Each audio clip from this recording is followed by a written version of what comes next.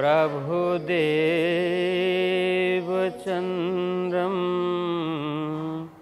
व्रजेशरूपेण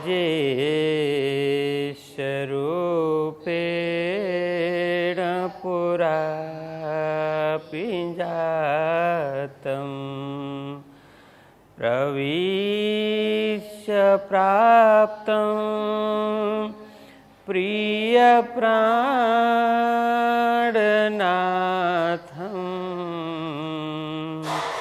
परेश पूर्णं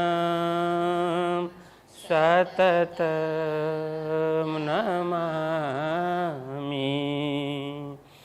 ब्रह्मा प्रियाजागरणाय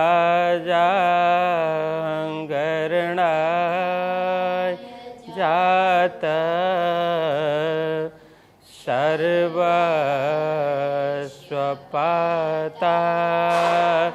भवसिन्धुत्राता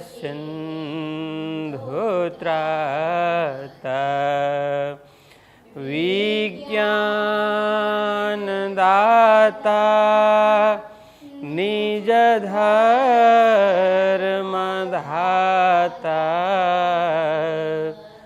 दीनैकबन्धो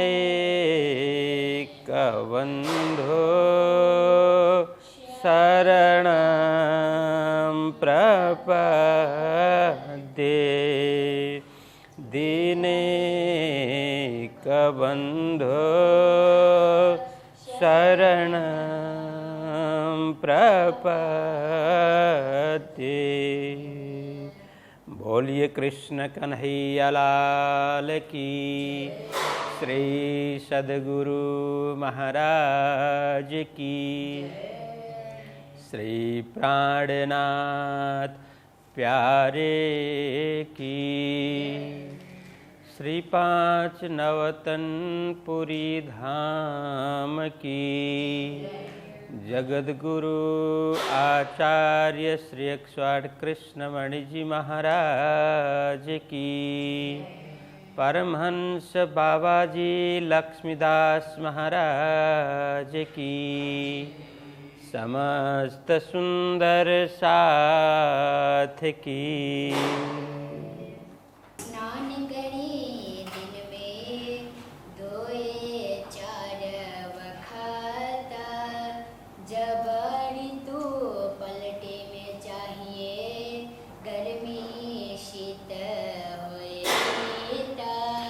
गर्मी शीत होए ईत।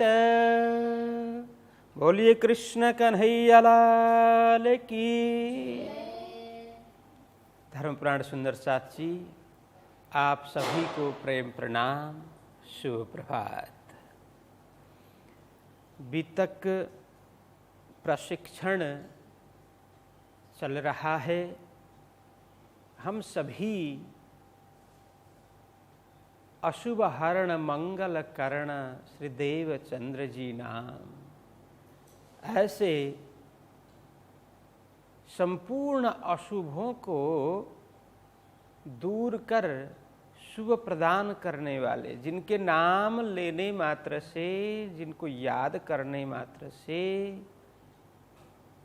जीवन पवित्रता की ओर, शुभ की ओर प्रस्थान करने लग जाता है, दिन शुभ होने लग जाते हैं। ऐसे सद्गुरु श्री देवचंद्र जी महाराज की जीवनी, उनकी कथा, उनकी लीलाओं का यहाँ वर्णन हो रहा है। हम सभी उसका श्रवण कर रहे हैं। तो वीतक के तृतीय प्रकरण की 18वीं चौपाई तक कल हमने प्रसंग श्रवण किया कि सद्गुरु श्री देवचंद्र जी महाराज बड़े ध्यान से देख रहे हैं, ध्यान से एक एक क्रिया को समझने का प्रयत्न कर रहे हैं। किनके द्वारा हो रहे क्रिया को? हरिदास जी महाराज, स्वामी हरिदास जी महाराज के द्वारा किस प्रकार से भक्ति हो रही है, किस प्रकार से सेवा हो रही है, किस प्रकार से भगवान की आराधना कर रहे हैं, वे साक्षात स्वरूप मानकर किस प्रकार से भक्ति कर रहे हैं, वो सब देख रहे हैं देवचंद्र जी महाराज। उन्होंने 4 वर्ष पर्यंत कच्छ के विविध स्थानों में अनेक संतों की, अनेक गुरुओं की, अनेक ज्ञानियों की, पंडितों की, मुल्लाओं की सामीप्यता प्राप्त की थी, उनका सत्संग प्राप्त किया था। तो सभी जगह हो करके खोजते हुए वे पहुँचे थे हरिदास जी महाराज के यहाँ। इसीलिए अब हरिदास जी महाराज किस तरह से भगवान की भक्ति करते हैं, वे केवल मूर्ति नहीं समझते, भगवान के मात्र विग्रह नहीं समझते, साक्षात भगवान ही विराजमान हैं, इस भाव से वे सेवा करते हैं, भोग लगाते हैं, उन्हें वागा वस्त्र पहनाते हैं, साक्षात मान करके। तो वो सब देख रहे हैं। तो हरिदास जी महाराज ऋतु के हिसाब से जैसी जैसी ऋतु आने वाली है, जो ऋतु चल रही है तो उसी हिसाब से सेवा में लगे हुए हैं। आने वाली ऋतु के लिए पूर्व तैयारी कर रहे हैं। अब मुझे क्या क्या वस्तु जुटानी चाहिए, क्या क्या वस्तु की आवश्यकता है प्रभु की पूजा के लिए, अब आने वाली ऋतु में क्या करना चाहिए, पहले से वो प्लान बनाते हैं, पहले से आयोजन करते हैं। इस प्रकार से मुझे करनी है पूजा। तो 6 ऋतु कल मैंने बताया था, क्या क्या किसी ने याद किया? रोशन क्या क्या है? वसंत ऋतु, ग्रीष्म ऋतु, वर्षा ऋतु, शरद ऋतु, हेमंत ऋतु, शिशिर। कितने? 7 हो गया, 6 हो गया? अच्छा, प्रथम क्या है? वसंत ऋतु। दूसरी ऋतु कौन है? ग्रीष्म ऋतु। तीसरा वर्षा ऋतु, फिर शरद ऋतु, फिर शिशिर। तो इस तरह से ये 6 ऋतु होते हैं। तो ऋतु के हिसाब से हरिदास जी महाराज वहाँ पर सेवा करते हैं। मतलब कल भी बताया कि गर्मी का मौसम हो तो ठंडे वस्त्र तैयारी करना, ठंडे बागा उनको पहनाना और उसी प्रकार का भोग लगाना, और मंदिर का वातावरण, मंदिर का टेम्परेचर उसी हिसाब से मेंटेन हो तो उसी हिसाब से तैयार करना, सारा करना। तो गर्मी के समय में पंखा लगाना और ठंडी के समय में चूल्हे में आग रखना, सगड़ी बोलते हैं गुजराती में, नहीं? सगड़ी में आग रखना तो क्या होगा, प्रकोष्ठ का उसमें मतलब गर्मी होगी, वो उष्णता मिली रहेगी। वो इसीलिए ये सब ऋतु के हिसाब से वे सेवा करते थे और बार बार स्नान करते थे जब भी उनको लगा। बार बार मतलब कब कब करते थे कि जब शौच में गए तो तुरंत स्नान किया। कभी उनको लगा कि अस्पृश्य वस्तु को स्पर्श किया तो स्नान किया। कभी उनको लगे कि कोई स्नान किए बगैर किसी व्यक्ति ने उनको छू दिया तो तुरंत स्नान किया। तो वो बार बार, इसका मतलब क्या है, स्नान करने की उनका हेतु स्नान करने का नहीं है। हेतु क्या है? शुद्धता बनाए रखने की। वो मन की भावना तो शुद्ध है, तो शरीर को भी शुद्ध बनाए रखने के लिए ये सब वो कार्य किया करते थे।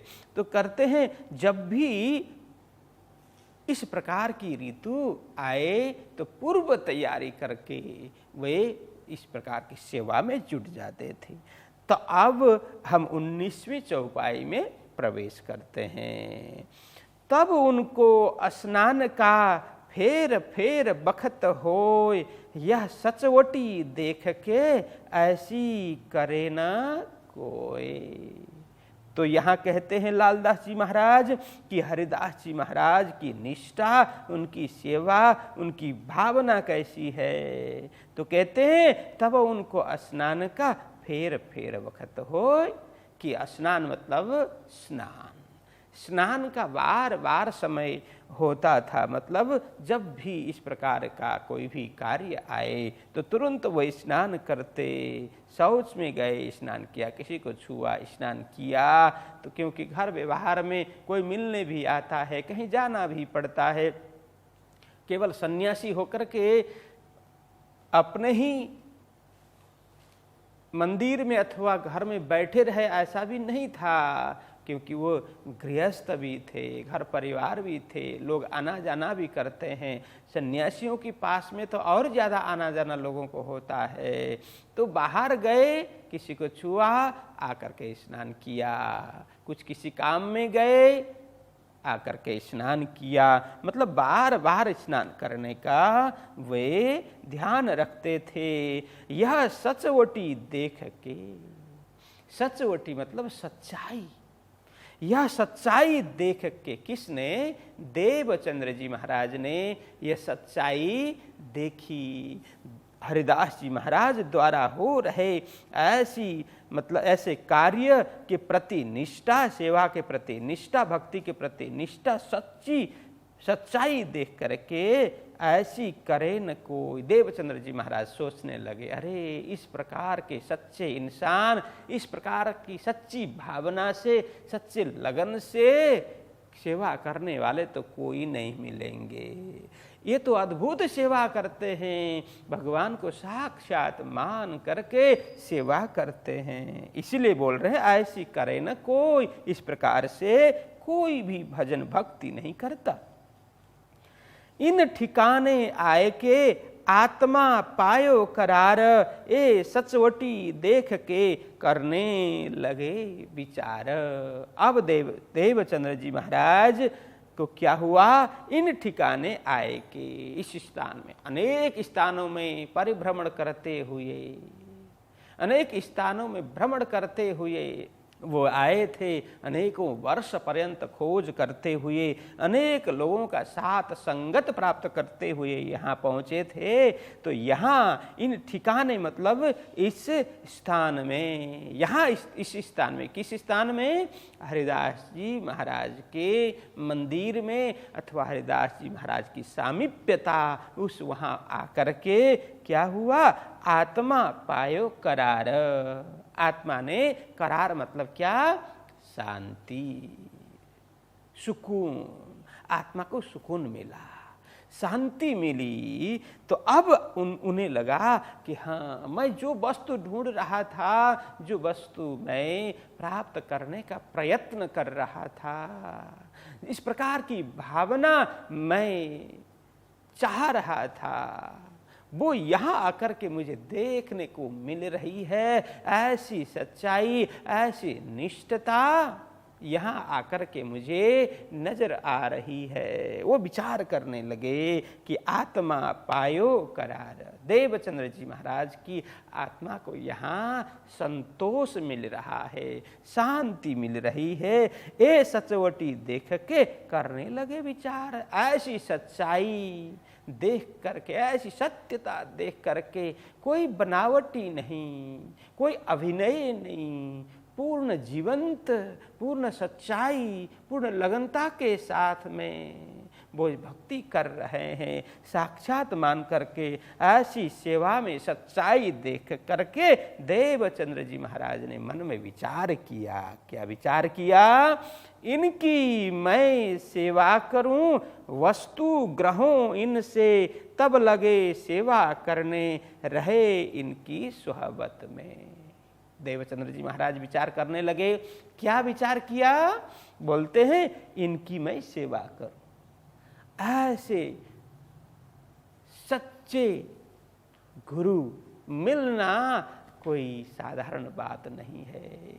भगवान के प्रति पूर्ण रूप से समर्पित, अपना कुछ भी नहीं है, दिखावा नहीं है, अभिनय नहीं है, ड्रामा बिल्कुल नहीं है, सच्चे भाव से, सच्ची लगन से सेवा करने वाले ऐसे पहुँचे हुए भगवान के भक्त को गुरु बनाना, यह भी परमात्मा का बहुत अधिक अनुग्रह है। तो उन्हें वह विचार करने लगे, इनकी मैं सेवा करूं। ऐसे सच्चे भगवान के भक्त की मैं क्या करूं?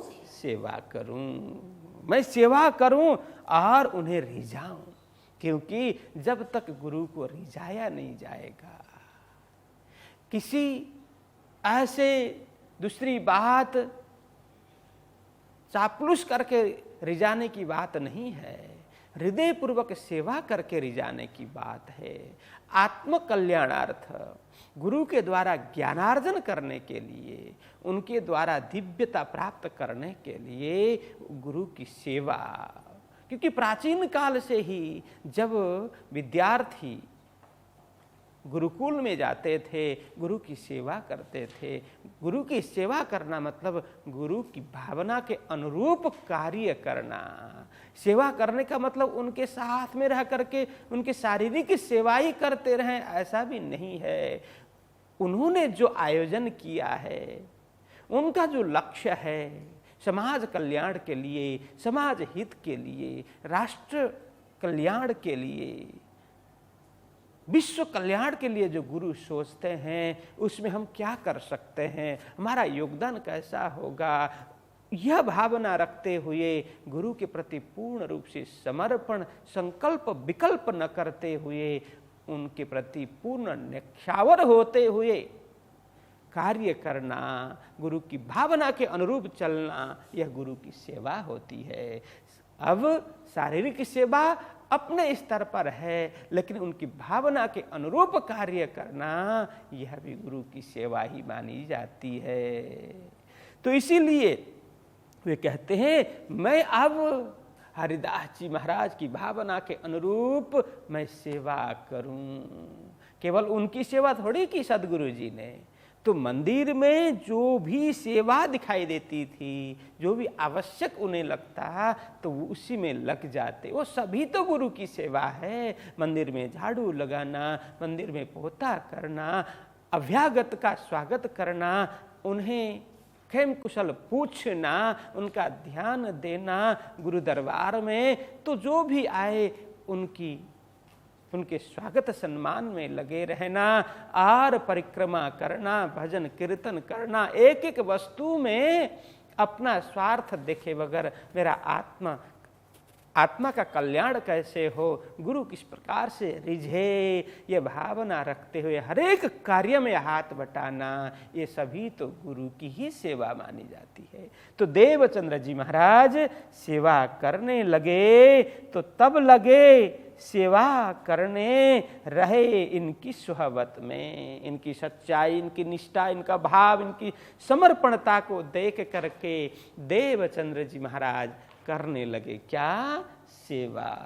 गुरु की सेवा, आवश्यक जो भी कार्य है वो सब करने लगे और रहे इनकी सुहबत में। सुहबत मतलब उनके सानिध्य में, उनके सत्संग में, उनके पास रहने लगे। आगे कहते हैं, नित्याने चर्चा सुने जाए बैठे सुहबत, जब ए मतु महते सुनी धाय के आए तित्त।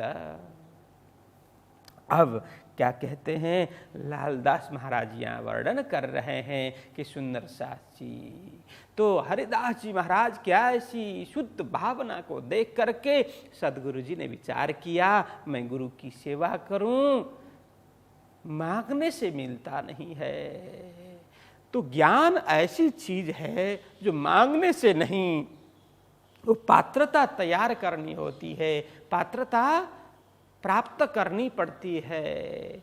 जब हम पात्र होंगे, पात्र शुद्ध होगा, गुरु को लगे कि हाँ इस पात्र में ये वस्तु डालनी चाहिए, इस पात्र में यह वस्तु अब टिकेगी और इसको यह वस्तु फलित भी होगी, फुलित भी होगी और यह सबको फलदायी बनने वाली है। इस पात्र में अथवा तो इस जमीन में यह बीज रोपने से यह बीज क्या उसमें उगेगा और यह फूलेगा, फलेगा, फलदायी होगा।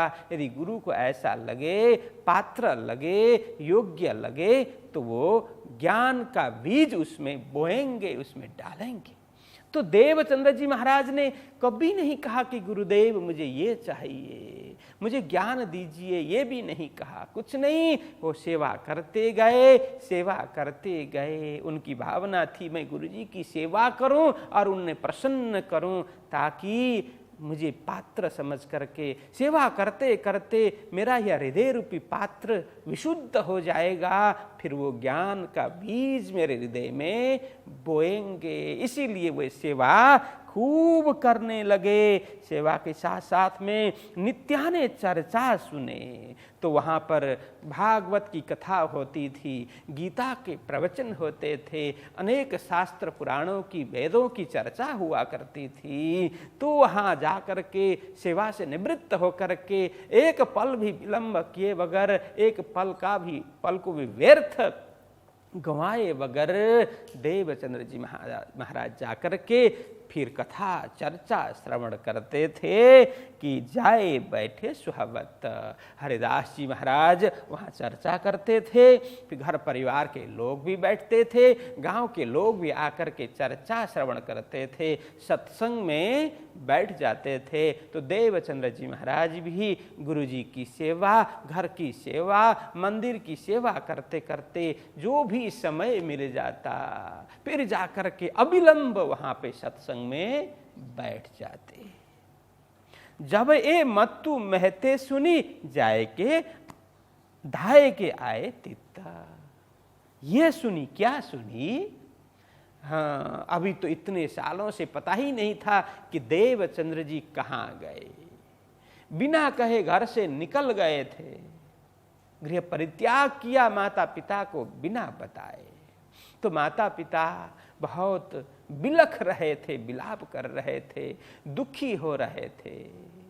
वो कई बार हरिदास जी महाराज के यहाँ पहुँचे थे, मत्तु मेहता जी, कि देवचंद्र जी यहाँ पहुँचे तो नहीं है, लेकिन वहाँ देवचंद्र जी थे नहीं। हरिदास जी कहते थे जैसे ही यहाँ आए, यदि यहाँ भगवान ने उन्हें हाथ पकड़ करके मेरे पास पहुँचा दिया तो मैं आपको सूचना दे दूंगा, यहाँ अभी आया नहीं है। तो इस तरह से लौटते थे। अब देवचंद्र जी महाराज पहुँचे, कई दिन हो गए। यहाँ तो चर्चा में तो थोड़ी देर में पूरी हो जाती है, लेकिन ये कई दिन का, कई महीने का प्रसंग है। इसलिए देवचंद्र जी महाराज वहाँ बैठ कर के सेवा करते हुए, साधना करते हुए चर्चा श्रवण कर रहे हैं, गुरु जी की सेवा कर रहे हैं, मंदिर की आवश्यक सेवाएं सब अपने कंधे में लेकर के सेवा कर रहे हैं। अब इधर हरिदास जी ने भी उधर पत्राचार कर दिया, मत्तु मेहता जी उन्हें कोई परेशानी न हो, क्योंकि हरिदास जी भी बड़े खुश हो गए। देवचंद्र जी महाराज जैसे उनके पास पहुँचे, बहुत खुश हो गए थे कि अच्छा हुआ आप यहाँ आ गए, क्योंकि माता पिता अति चिंतातुर हैं, व्याकुल हैं, पीड़ित हैं, दुखी हैं आपके कारण से। आपके कारण से मतलब आप बिना बताए घर से निकल गए। एकमेव पुत्र, वो भी वृद्धावस्था में प्राप्त हुआ पुत्र, इस तरह से घर से बाहर निकला, कहाँ गया कुछ ख्याल नहीं है, कुछ पता नहीं है। इसलिए माता पिता बहुत दुखी थे। उन्होंने पत्राचार कर दिया, संदेश भेज दिया। जैसे ही संदेश मिला, जैसे ही पत्र मिला, किनको? मत्तु मेहता जी को। इसीलिए कहते हैं जब ये मत्तु मेहते सुनी, उन्होंने सुना, उन्हें ज्ञान हुआ कि देवचंद्र जी कहाँ? हरिदास जी के यहाँ पहुँचे हैं। बहुत खुश हो गए और वहाँ से धाय के आए तित्त, मतलब कुछ भी विलंब किए बगैर घर से देवचंद्र जी महाराज को मिलने के लिए पिताजी पहुँचे। कहाँ? तित्त मतलब इत्त, कहाँ? भोजनगर हरिदास जी के यहाँ। नसीहत जो कहने हती, सो कहे कहे थके सब, ए क्यों माने नहीं, बेजार हुए तब। अब जैसे ही पिताजी पहुंचे, पिताजी को प्रणाम किया, पिता पुत्र मिले, बहुत खुश हुए। अब पिताजी की एक ही भावना है, क्या कि देवचंद्र जी को मैं घर में लौटाऊं, वापस लेकर के जाऊं घर पर। वे उपदेश देने लगे। देवचंद्र जी महाराज ने कहा, पिताजी मैं अभी नहीं जाऊंगा। ये सब प्रसंग चलने लगा। अब यहां कहने का मतलब क्या है, नसीहत जो कहने हती, जिस प्रकार से कहना था, नसीहत मतलब उपदेश, नसीहत का मतलब उपदेश, किस प्रकार का उपदेश। तो पिताजी हैं, वो क्या चाहते हैं, मेरा पुत्र बड़ा हो, प्रगति करे, ये चाहते हैं। इसके साथ साथ में वो क्या चाहते हैं कि मेरे वंश को आगे चलाए, इसका विवाह हो और वंश विस्तार करे, अपने कुल विस्तार करे, कुल को आगे ले जाए, ऐसा चाहते हैं। कौन? मत्तू मेहता जी। हर पिताजी का यही स्वप्न होता है। कितने भी बड़े धार्मिक हो, धर्म के प्रति समर्पित हो, साधु सन्यासियों के प्रति आस्था रखने वाला, विश्वास रखने वाला, प्रेम श्रद्धा रखने वाला क्यों ना हो, लेकिन अपने बेटे को, अपने पुत्र को कोई साधु सन्यासी बनाना नहीं चाहता। इसीलिए मत्तू मेहता जी भी यही चाहते हैं कि देवचंद्र जी का वैराग्य उन्हें रास नहीं आता। वे अब उन्हें आग्रह करने लगे, बेटे चलो, अब घर चलो। माता जी भी बड़ी दुखी है, तुम्हें देखने के लिए उनकी आंखें तरस रही है। अब जाकर के तुम्हें संसार का कार्य करना चाहिए। जितनी साधना करनी थी तुमने कर ली, ये कोई बुरी बात नहीं है, लेकिन हम घर गृहस्थ वाले लोग हैं, इससे अधिक आवश्यक नहीं है। चलो घर चलो, संसार में चलो, वहाँ जाकर के क्या विवाह आदि करेंगे। माता जी को भी खुशी होगी, मुझे भी खुशी होगी। यह मार्ग तो वैरागियों का मार्ग है, सन्यासियों का मार्ग है। इसीलिए तुम चलो घर पर, वहीं रह करके सुबह शाम जो भी समय मिले भजन भक्ति करो, लेकिन बाकी समय क्या करो, मेरे जो कार्य है उसमें हाथ बटाओ। मैं जो भी करता आ रहा हूँ, व्यापार व्यवसाय करते थे, व्यापार का कार्य करते थे। कौन? मत्तू मेहता जी की उमरकोट से भोजनगर कच्छ में वो व्यापार किया करते थे, ऊंट के, घोड़े के, ऐसे वो व्यापार करते थे। तो मत्तू मेहता जी बोलते हैं, बेटे तुम चलो और मेरे कार्य को हाथ बटाओ। तो यहाँ कहने का मतलब जो कहना था, जिस प्रकार से उनको समझाना था, यहाँ कहने हती मतलब था, जिस प्रकार से समझाना था, उसी प्रकार से, जिस प्रकार से उपदेश देना था, उसी प्रकार से उपदेश दिया मत्तू मेहता जी ने। सो कहे कहे थके सब। अब यह मत्तू मेहता सब क्यों आया? सब इसीलिए आया, सब का मतलब सभी। तो यह कहे कहे थके सब, यह इसमें भी दो अर्थ हम समझ सकते हैं। एक क्या है, जितनी बातें, जितनी चर्चा, जो जो उपदेश देना था वो सब दे दिया, लेकिन सदगुरु जी माने नहीं, देवचंद्र जी महाराज माने नहीं। इसलिए मत्तू मेहता जी कह कह करके थक गए, समझा समझा करके थक गए। उपदेश दे दे करके समझाए। उपदेश किस प्रकार का?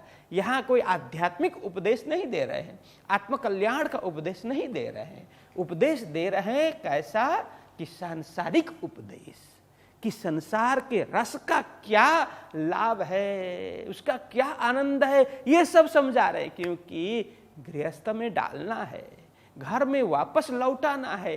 तो संसार के फायदे गिनाए होंगे, संसार के रस के विषय में उन्होंने उन्हें बताया होगा कि सन्यासियों का मार्ग तो शुष्क मार्ग है, इसमें कोई रस नहीं है, इसलिए पुत्र चलो घर पर चलो कि ये संसार ही भरा पूरा ये रसयुक्त संसार है, यहीं रह करके हमें भजन भक्ति करनी है। आदि आदि उन्होंने खूब उपदेश दिया, लेकिन सदगुरु ने एक न सुनी, सदगुरु माने नहीं। ये एक अर्थ। दूसरा अर्थ है सो कहे कहे थके सब सभी। यह अर्थ है कि मत्तु मेहता जी ने हो सकता है हरिदास जी महाराज को आग्रह किया हो, गुरुदेव आप समझाइए ना, मेरी बात तो ये नहीं समझ रहे हैं, आप समझाइए। तो वहाँ जो भी बड़े लोग थे, मत्तु मेहता जी को लगा कि इनके समझाने से कहीं मान जाए। हरिदास जी की अर्धांगिनी ने समझाया होगा, हरिदास जी ने समझाया होगा, उनके बड़े जितने भी समझाया होगा मत्तु मेहता जी को खुश करने के लिए। क्योंकि यह होता है जैसे अपने घर के बेटे बेटी कोई भी अथवा घर के कोई भी सदस्य नहीं मानते हैं, मतलब योग्य आचरण नहीं करते, अथवा तो घर परिवार के अनुकूल वो वर्तते नहीं हो, घर परिवार के अनुकूल व्यवहार नहीं करते हो, तो घर परिवार के लोग कहाँ जाएंगे? उनके बड़ों के पास में, गुरुओं के पास में, संतों के पास में, जो उन्हें लगे कि हाँ इनके समझाने से ये समझ सकते हैं। ऐसा लगता है तो वो जाकर के उन्हें गुरुजी को बोलते हैं, गुरुजी आप बता दीजिए, आप उन्हें समझाइए। ये अभी भी चलता है ना, क्योंकि अपने से नहीं होगा तो अपने से बड़े हैं जिनकी बात नहीं काटेंगे, उन्हें लगेगा कि हाँ इनकी बात वो मान सकते हैं, इनकी बात नहीं काटेंगे। ऐसा हो तो वहाँ जाकर के अनुनय करते हैं, आप समझा दीजिए ना, ये ऐसा हम बोल रहे हैं लेकिन ये नहीं मान रहे हैं, आपके समझाने से ये समझेंगे, आदि आदि बोलेंगे ना। तो इसी तरह से मत्तु मेहता जी ने भी हरिदास जी महाराज को बोला, गुरुदेव हमारी बात तो देवचंद्र जी नहीं सुन रहे हैं, आप समझा दीजिए, आपकी बात वो नहीं काटने वाले, आपकी बात को नहीं टालने वाले। तो मत्तु मेहता की बात को सुन करके हरिदास जी महाराज ने भी कहा कि देवचंद्र जी आप पिताजी जैसा कहते हैं आप वैसा ही करो, क्योंकि संसार में माता पिता से बढ़कर कोई नहीं होते। माता पिता जिनके दुखी होते हैं उनकी उन्नति नहीं होती, उनकी प्रगति नहीं होती, इसलिए माता पिता को कभी दुखी नहीं करना चाहिए, क्योंकि संसार में तो परमात्मा के ही प्रतिनिधि के रूप में माता पिता होते हैं। इसलिए माता पिता कभी भी अपनी संतान की बुराई नहीं चाहते, हमेशा अच्छा ही चाहते हैं, हर परिस्थिति में उनकी उन्नति चाहते हैं। इसलिए देवचंद्र जी माता पिता को दुखी मत करो, आप गृह लौट जाओ, वहाँ रह करके जो भी भजन भक्ति साधना करनी हो करो, क्योंकि आप यहाँ रहोगे तो मुझे भी माता पिता जी क्या समझेंगे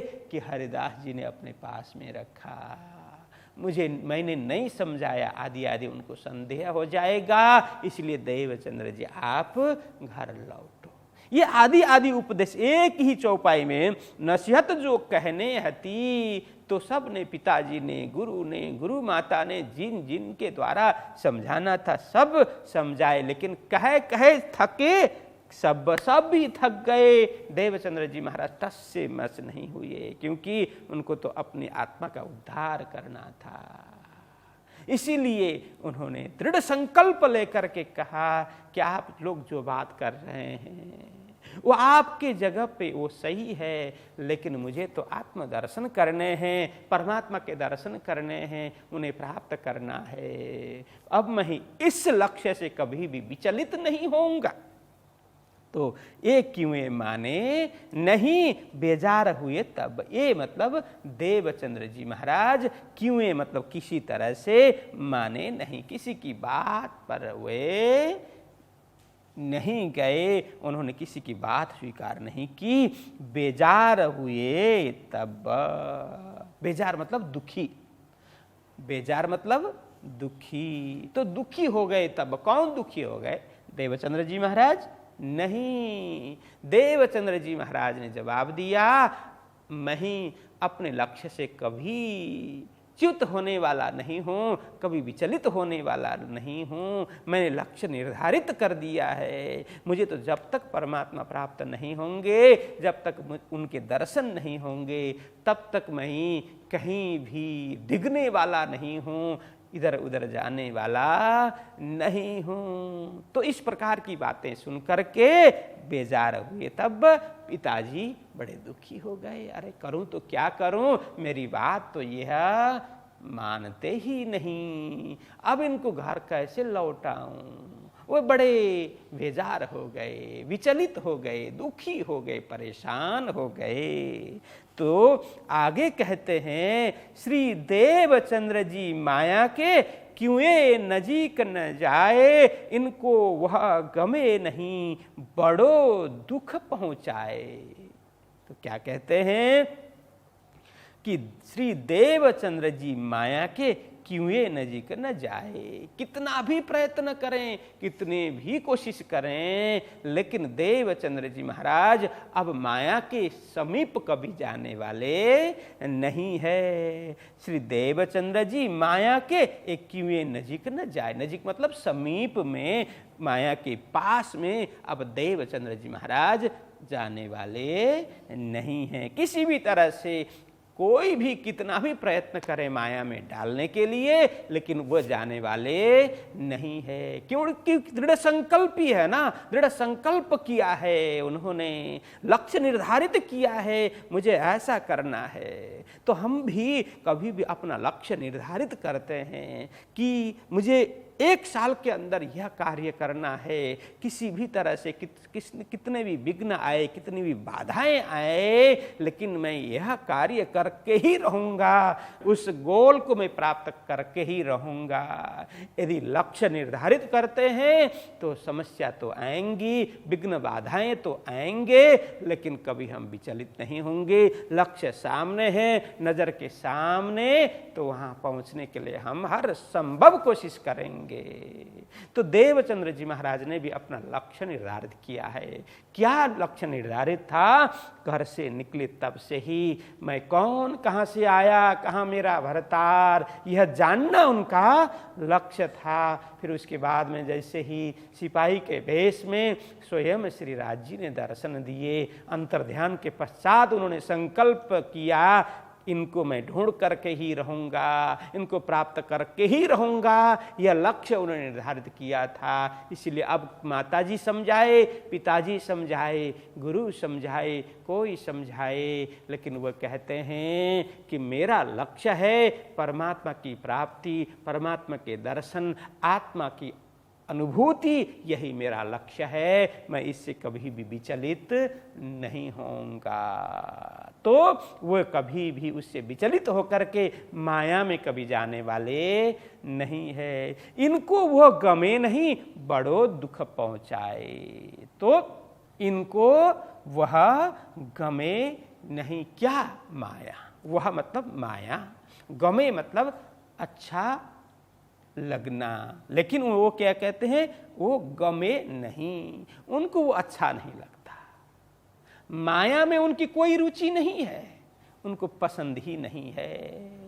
घर गृहस्थों को, माता पिता को अपने बेटे शादी करे, विवाह करे, बच्चे पैदा करे, वंश विस्तार करे, कुल का विस्तार करे, यह भाव होता है। बार बार समझाते हैं, लेकिन जिनके लक्ष्य में, जिनके हृदय में परमात्मा बसे हुए हैं, उनके लिए माया तो तुच्छ है, वहाँ जाना ही नहीं चाहते। इसीलिए इनको, मतलब देवचंद्र जी महाराज को, वह गमे नहीं, वो पसंद नहीं है। कहाँ? मायावी कार्य, सांसारिक कार्य अच्छा नहीं लगता, बड़ो दुख पहुंचाए। लेकिन उनके ऐसे व्यवहार से, उनकी ऐसी भावना से बड़ो दुख पहुंचाए। किनको? जो माया में डालना चाहते हैं, माया का कार्य व्यवहार करना या करवाना चाहते हैं, ऐसे माता पिता और अन्य सगे संबंधियों को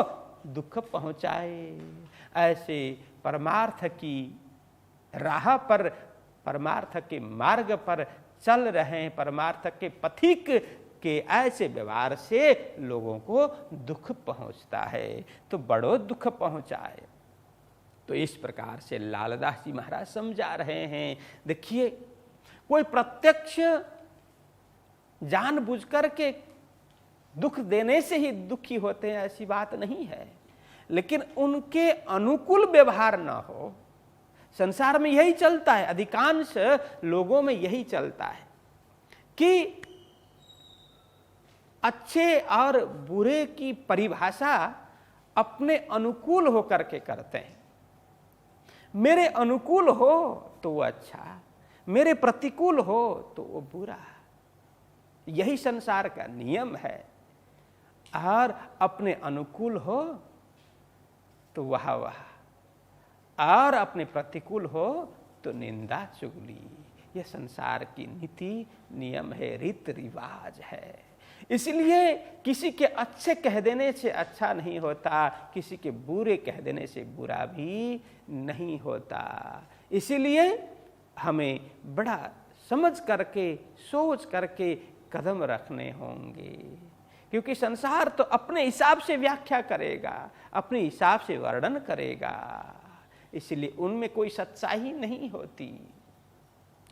इसलिए किसी को दुखी करने के लिए जानबूझ करके व्यवहार न भी करें, लेकिन उनकी भावना के विपरीत व्यवहार हो, वो जैसा चाहते वैसा न हो, तो दुखी होंगे लोग। ऐसे दुख से घबराना नहीं है। कौन दुखी होगा, कौन क्या होगा, ये विचार नहीं करना चाहिए। हाँ ठीक है, जानबूझ करके अपने स्वार्थ के लिए, अपने कार्य सिद्धि के लिए किसी को दुखी नहीं करना है।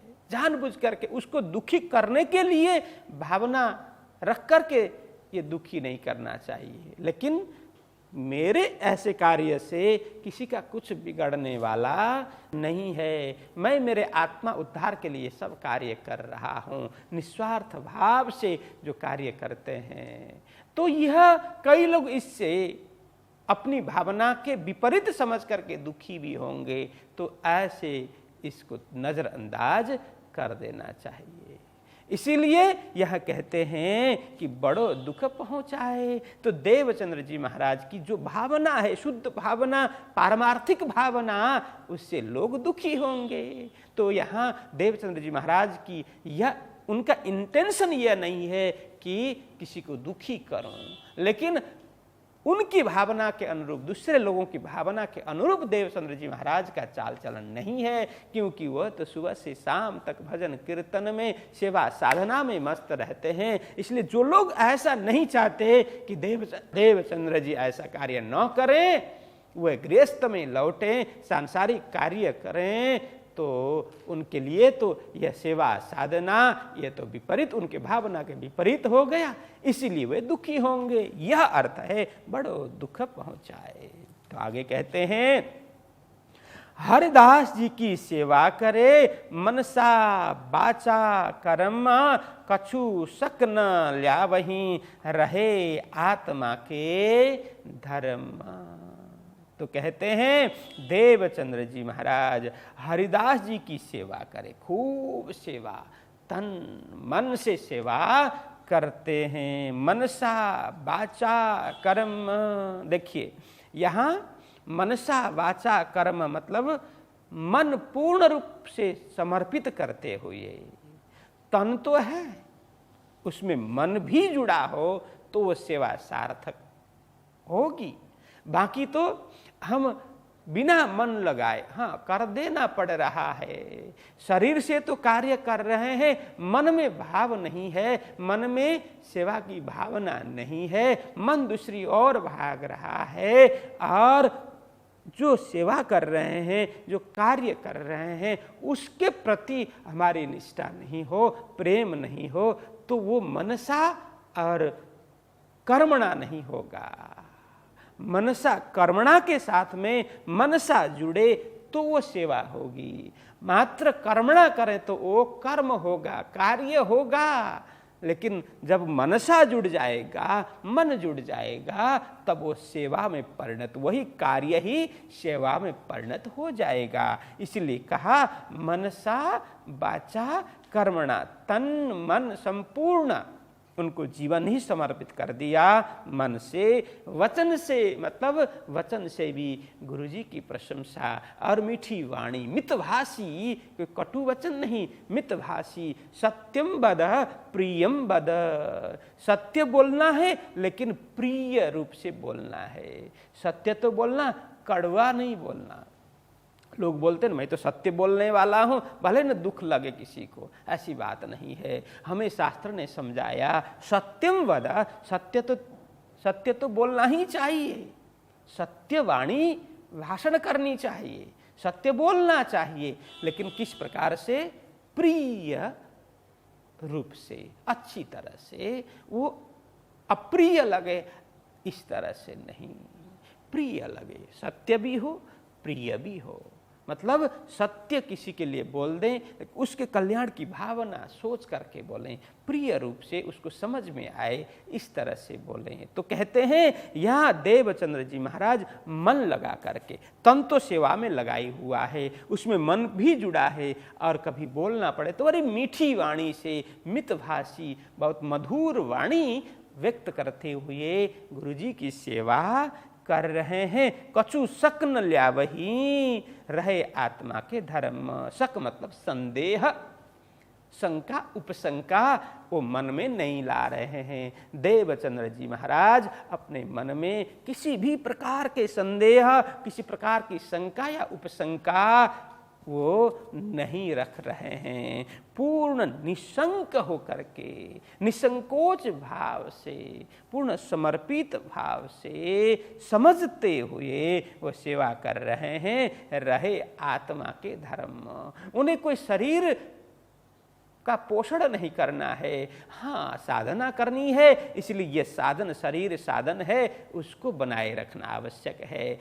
नहीं तो अधिकांश लोग तो क्या करते हैं, ये शरीर साधन इसी को ही श्रृंगार करने में, इसी को सजाने में, इसी को रिष्ट-पुष्ट बनाने में। लेकिन रिष्ट-पुष्ट हम क्यों बना रहे हैं, इसका श्रृंगार क्यों कर रहे हैं, इसको चुस्त दुरुस्त क्यों रख रहे हैं, इसका कोई अर्थ नहीं है। इसको दुरुस्त रखें, स्वस्थ रखें, श्रृंगार करें, इसको सजाएं, सभी अच्छा रखें, लेकिन इसका तात्पर्य है कि यह साधन है, इसको अच्छी तरह सुरक्षित रखना चाहिए, क्योंकि इस साधन के द्वारा हम साध्य तक पहुंच सकते हैं। जैसे हमारे पास गाड़ी हो तो गाड़ी की अच्छी सफाई रखनी चाहिए, समय समय पर उसकी सर्विस भी होनी चाहिए, तब जाकर के जब हमें ज़रूरत पड़े तब उस गाड़ी में बैठ कर के हम कहीं भी जा सकते हैं। इसी तरह से ये शरीर भी तो साधन है, गाड़ी है, इसके अंदर आत्मा बैठी हुई है। तो ये शरीर को भी रथ मान करके, साधन मान करके, गाड़ी मान करके इसकी सर्विस समय समय पे होने चाहिए। इसको अच्छा आहार विहार देना चाहिए, इसको चुस्त दुरुस्त रखना है, तंदुरुस्त रखना है। लेकिन केवल तंदुरुस्त रखने के लिए अच्छे पकवान, मेवा, मिष्टान्न नहीं, क्योंकि यह साधन है, इसको अच्छी तरह से बनाए रखना है ताकि हम साध्य तक पहुंच सकें, हमारे लक्ष्य तक पहुंच सकें। तो इस शरीर का लक्ष्य क्या है? मनुष्य तन दुर्लभ है साधो, सो क्यों भूली गुजारो। तो यह बहुत दुर्लभ शरीर है, दुर्लभ साधन है, इसके द्वारा क्या करना है? अखंड फल प्राप्त करना है। तो अखंड फल है परमात्मा, अखंड फल है परम आनंद, अखंड फल है परम शांति, वो तो परमात्मा के चरण में ही प्राप्ति होगी। इसीलिए ये साधन को बनाए रखना भी जरूरी है, लेकिन इसमें मोहित होकर के केवल इसको ही रिष्ट पुष्ट कराना ये बात नहीं है। हम गाड़ी तो खरीदे, गाड़ी रखे, उसको घीसते रहे, उसको पॉलिश करते रहे, सर्विस तो करते रहे, लेकिन कहीं उसको जाना आना कहीं भी उपयोगी नहीं करें तो उसका कोई अर्थ नहीं है। वो गाड़ी घिसने का, गाड़ी को मेंटेनेंस सब रखने का, मेंटेन रखने का कोई मतलब नहीं है। तो मेंटेन करें, सर्विस करके एकदम तैयार रखें, लेकिन वो यात्रा के लिए, कहीं भी जाना आना सुविधा हो इसके लिए। इसलिए यह अखंड फल प्राप्ति के लिए मनुष्य शरीर हमें प्राप्त हुआ है, उसको योग्य रखें, स्वस्थ रखें और हम यात्रा में आगे बढ़ते रहें। यह भाव है तो सद्गुरु जी आत्मा के धर्म शरीर को रखते हैं तो किस लिए?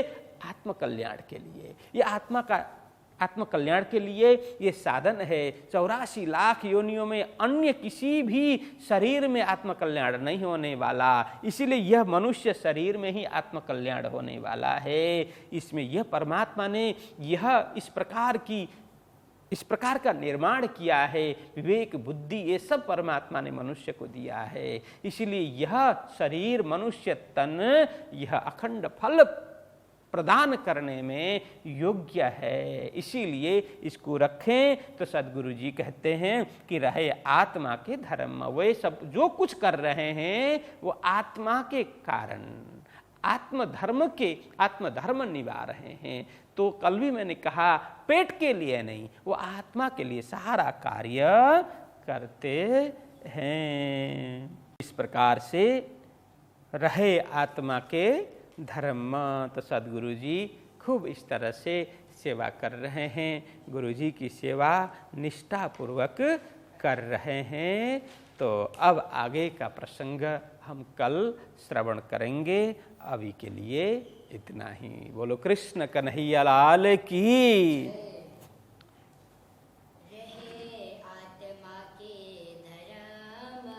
रहे आत्मा के धर्म। हरिदास जी की सेवा करे, हरिदास जी की सेवा करे।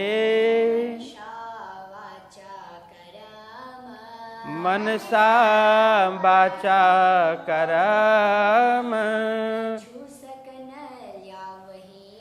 कछु सकन ल्यावही। रहे आत्मा के धर्म। रहे आत्मा के धर्म। जय निजानंद स्वामी की, श्री प्राणनाथ प्यारे की, श्री पांच नौतनपुरे धाम की जय।